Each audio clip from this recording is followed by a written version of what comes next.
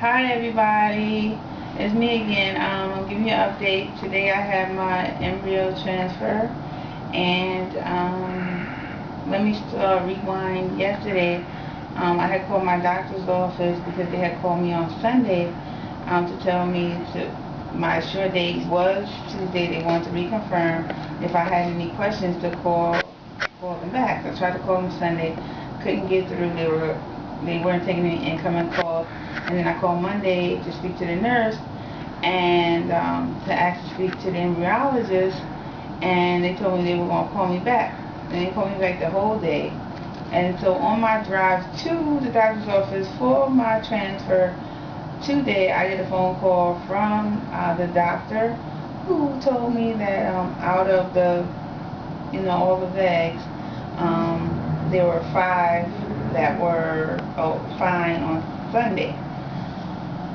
And then he told me, however, now there were 4 that were 2 were good if you were to grade it, and 2 were fair.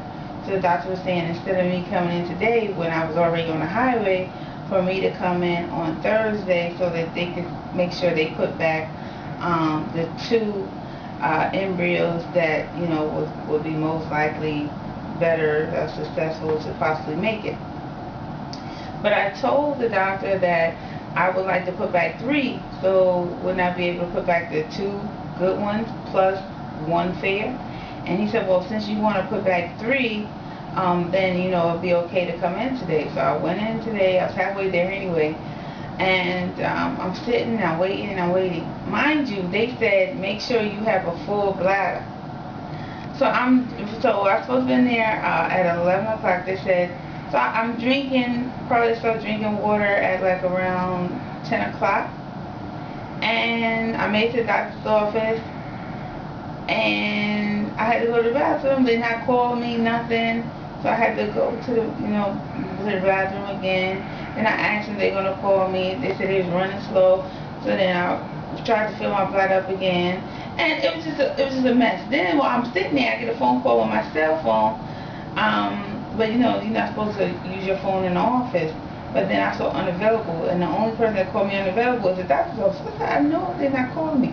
Check my voicemail. They're telling me, confirming my appointment on Thursday that I'm to come in at 9 o'clock.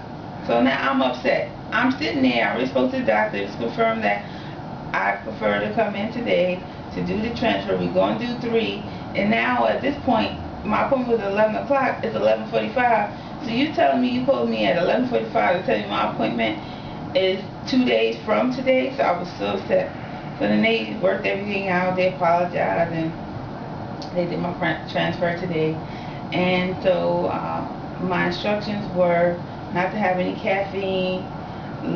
Don't eat any fish that contain mercury, like salmon, and she named some other fish. So she said some fish don't contain mercury. I said no caffeine. Cheeses, make sure you eat cheese that's only pasteurized. Don't eat cheese that's not pasteurized because it contains bacteria. And they said the cold cuts that you get from like the deli, if you're going to get that, make sure you microwave it for a few minutes to try to get rid of any bacteria that may be in it. But the first 2 times I had IVF, they never told me anything like that. And I told the doctor about the last time when I had got the chemical pregnancy. Part of that, the doctor said that I had low progesterone, and so he said he would up me to 2 progesterone. I take the suppository is 200 milligrams. So now I take it 1 in the daytime and 1 at night. And I started the baby aspirin today. What else did I take? And I'm continuing on the prenatal vitamins. I go back for my pregnancy test on May 11th.